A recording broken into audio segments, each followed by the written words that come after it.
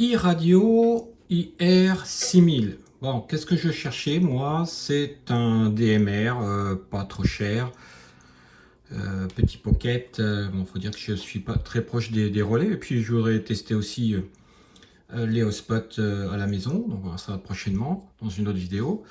Donc j'ai trouvé cet appareil à un prix quand même raisonnable parce que les DMR, j'ai trouvé qu'ils étaient assez chers. Voilà sur Banggood pour les citer, hein, 67 € la bête. Vous trouverez toutes les caractéristiques sur internet de cet appareil iRadio IR6000. Ouais, il a des clones, hein, vous verrez qu'il s'appelle autrement parfois. Voilà, bon, je l'ai trouvé moi pas trop cher et je me suis dit on va essayer. Bon, le DMR je le connaissais avec le Maldol, c'est un petit mobile. Mais je voulais un petit portable, petit pocket de ce type-là, puis étant assez proche des relais. Les premières problématiques que j'ai trouvées, moi déjà, c'est la notice. Elle est assez restreinte. On ne nous dit pas tout là-dessus. Bon, en anglais, on arrive quand même à bien déchiffrer. La traduction est à peu près correcte. Mais ça reste succinct. Bon, comme tout appareil DMR, il va falloir le programmer grâce à son petit programme. Je vous le présente rapidement.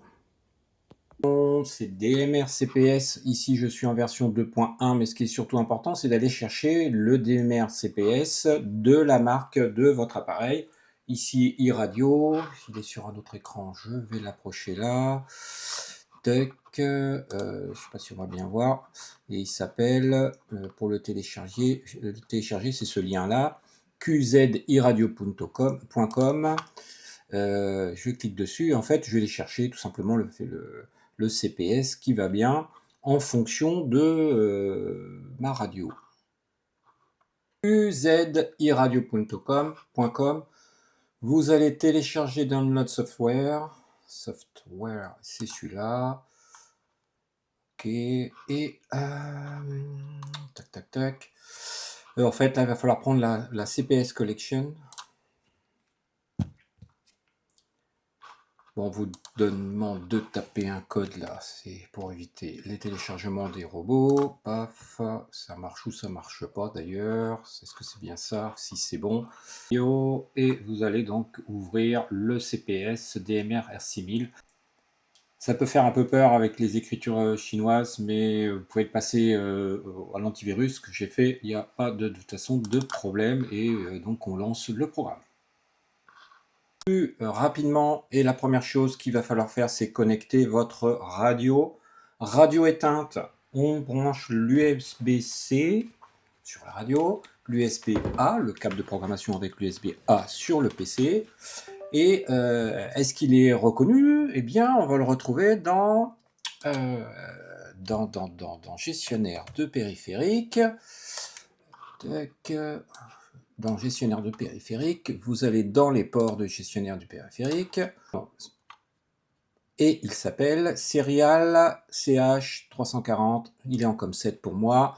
Vous pouvez avoir plusieurs COM, donc pourquoi ne l'avoir pas appelé iRadio, ça aurait été plus simple. Serial CH340, en fait c'est ni plus ni moins le câble de programmation que l'on retrouve dans le CPS quand on va sélectionner le port select. Oui, alors je n'ai qu'un, parfois j'en ai deux ou trois, vous pouvez en avoir plusieurs. Moi, là, c'est beaucoup plus simple quand il n'y en a plus qu'un. Je laisse la vitesse 115 200 baud, on laisse ça comme ça.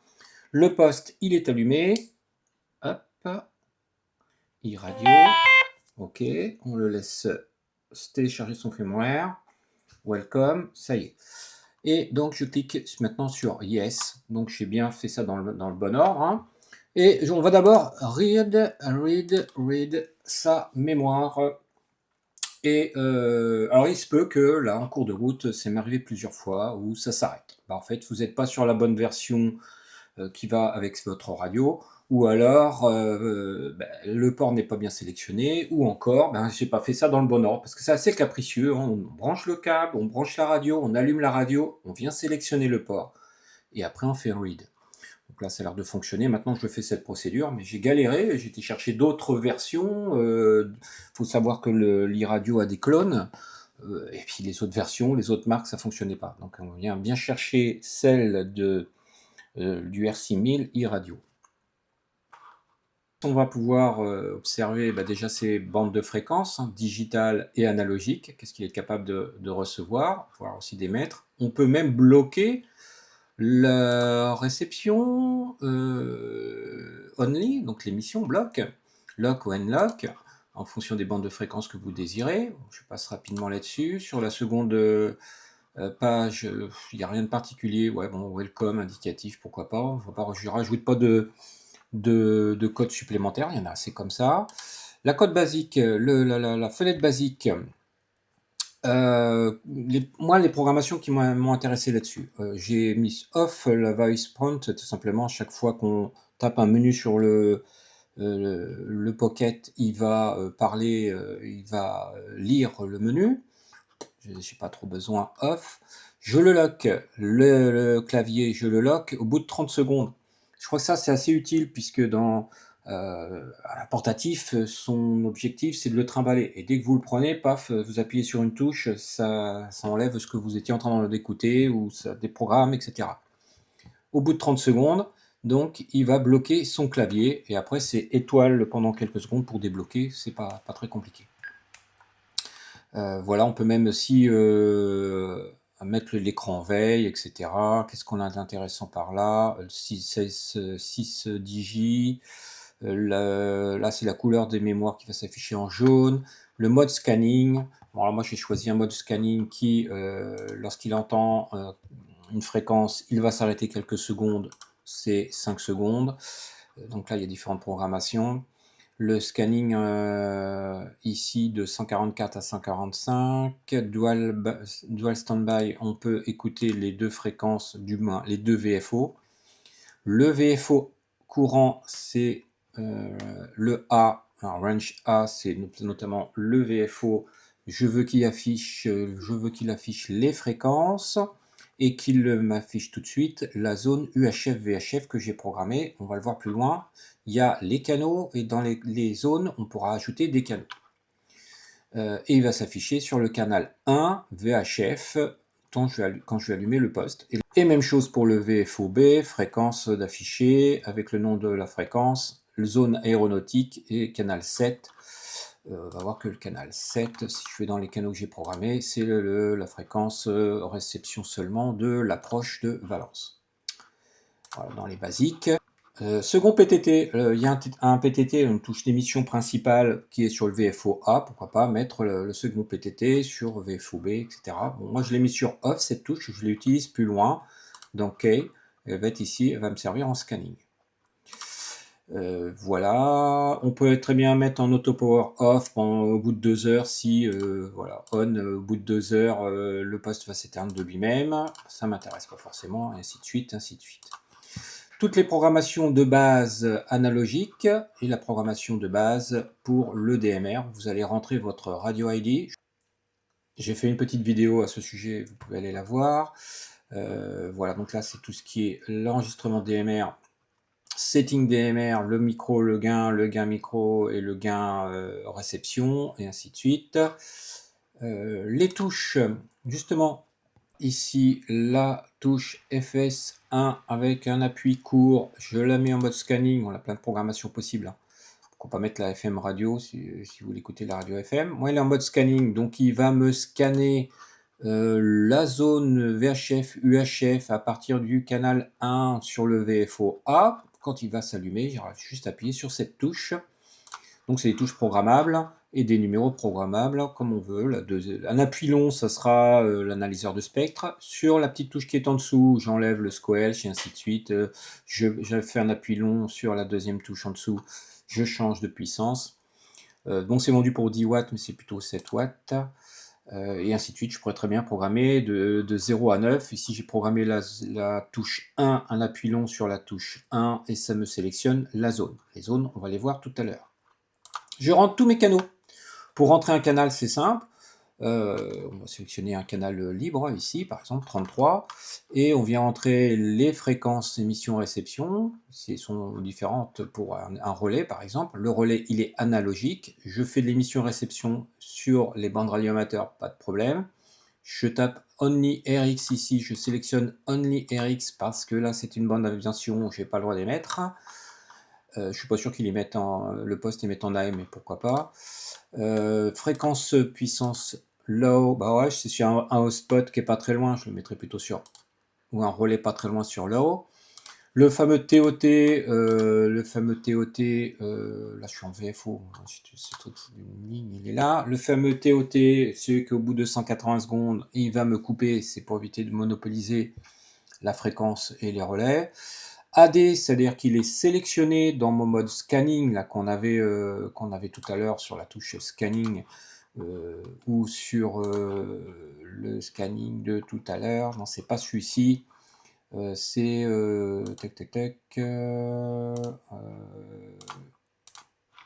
c'est ici. On va scanner en fait le VFO-A. Hein. On va scanner le VFO-A. Donc il a tout ADD, il est sélectionné, il va le scanner. Remove, bah, c'est l'ATIS local de l'aéroport. Si je me mets à scanner, il va s'arrêter sans arrêt sur l'ATIS puisque c'est une bande qui passe sans arrêt. C'est l'automatique, la météo automatique de l'aéronautique. Donc je le mets sur Remove, des choses qui ne m'intéressent pas forcément. Voilà. Tous les PMR sont sur Remove, etc. Et puis je décide de l'appeler comme je veux, là, VHF, Valencia, Nord-Ouest, etc., etc., etc. On va pouvoir sur les canaux digitaux rentrer, alors Radio ID, ça il faut qu'ils aillent chercher le Radio ID, pas autre chose. Ça concerne le canal 4, oui. La dual slot, non, on n'a qu'un seul. Le time slot pour le local, le DMR, ici c'est le DMR local, donc ça sera le 2. Pour le DMR France ou le DMR Espagne, voilà, on est sur le canal 6, ça sera le time slot 1. J'ai fait une vidéo à ce sujet, hein, allez la voir. Code couleur 1, c'est des références qu'on va rechercher sur le dashboard de chaque relais en fait. Hein. Je le sais parce que j'ai été voir le relais concerné, les fréquences qui sont affichées, etc. Donc color, simplement, c'est si vous avez deux relais très proches sur les mêmes fréquences, on peut changer de couleur pour éviter les perturbations. Voilà, et ainsi de suite, on programme un tas de choses, pourquoi pas des TG list, on verra plus loin. Si c'est du mode analogique, ici, le canal de ici, tac, tac, tac, on lui ajoute un 88.5 en émission CTCSS, par exemple. Voilà, modulation AM, FM, SSB.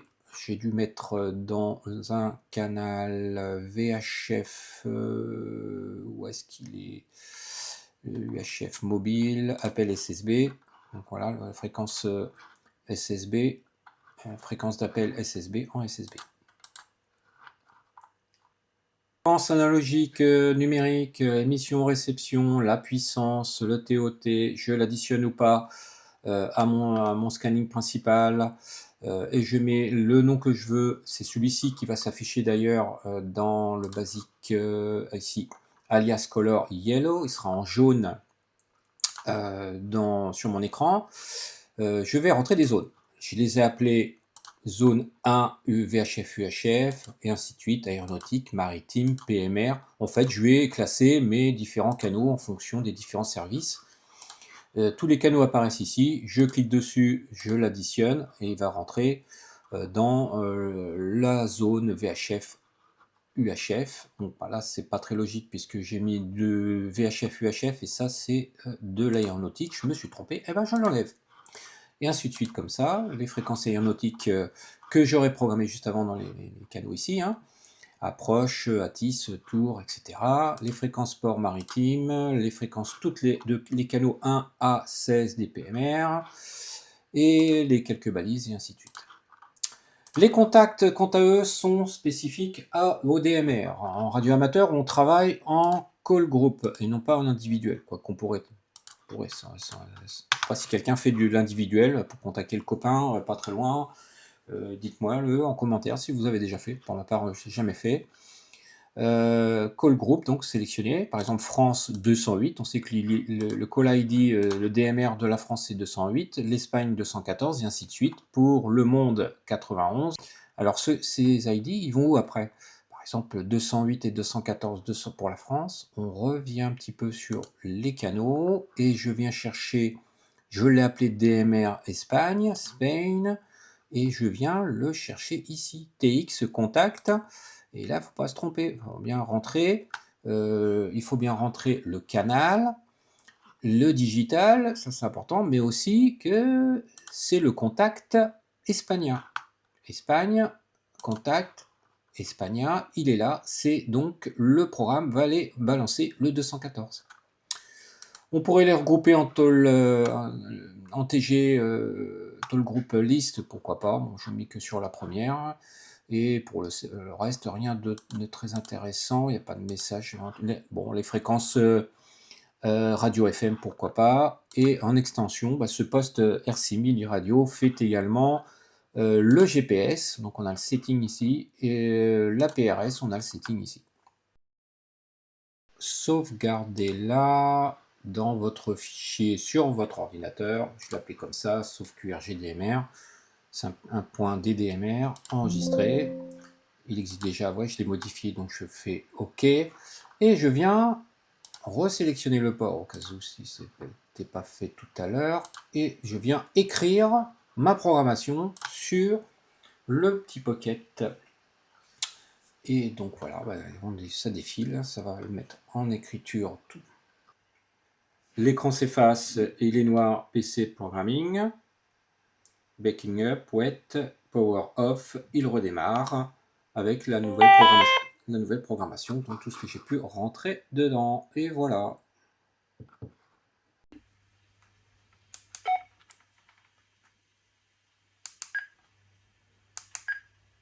Les canaux, je scanne.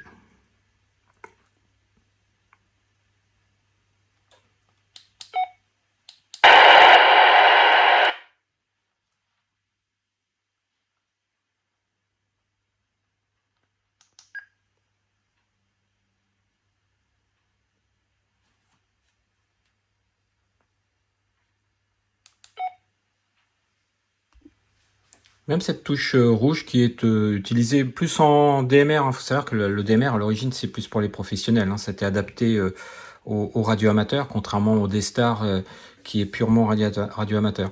Et là celui-ci c'est une touche d'alerte, voilà, une personne qui tombe, etc. On pourrait très bien déclencher une alarme ici avec ce bouton. Voilà, il est verrouillé, tiens. Hop, je déverrouille. Voilà. Mais on pourrait très bien mettre autre chose à la place. Un scanning, par exemple appui long tout à l'heure, comme je vous ai expliqué, appui long ici, voilà mon analyseur de spectre avec la fréquence centrale 145 MHz. Donc je l'avais programmé sur un appui long ici. Cette touche pour toujours exit. Et ici, un appui long, je change ma puissance. Voilà, c'est ce que j'ai programmé dans mon CPS tout à l'heure. Donc si je veux écouter uniquement la zone 1 ou la zone 2, je peux très bien la sélectionner ici. Là, je suis sur zone 1 et je viens voilà, chercher tous les canaux de cette zone 1. J'ai programmé ma touche 1 appui long pour aller sélectionner les zones. Et je vais venir, je sais pas, je vais écouter la bande aéronautique. OK, hop, OK. Et donc, il est passé sur zone 2. Et maintenant, lorsque je vais faire mon scan, il va scanner sur la zone 2.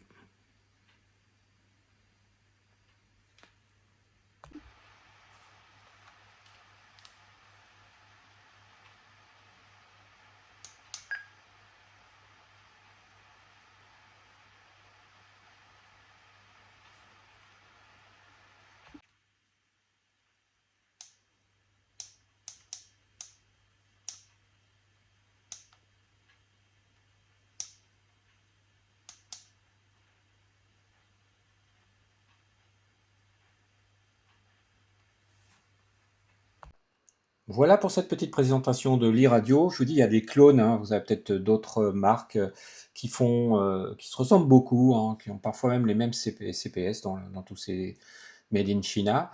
Moi, pour ma part, pour l'avoir essayé, je le trouve par exemple en sensibilité bande aéronautique meilleure que le Quanshine UVK5, pour les avoir mis l'un à côté de l'autre avec la même antenne. J'ai même une antenne un peu plus longue que j'utilise régulièrement. La batterie a des capacités correctes, mais bon, dès l'instant qu'on commence à mettre du scanning, l'écran qui reste en permanence, ça ne dure pas très très longtemps. Il faut penser à avoir un chargeur pas très loin, un câble USB. Et vous aussi, vous avez d'autres modèles Pocket VHF analogique ou numérique, dites-le moi en commentaire si vous avez des questions également. Et bonne continuation, 73 à tous.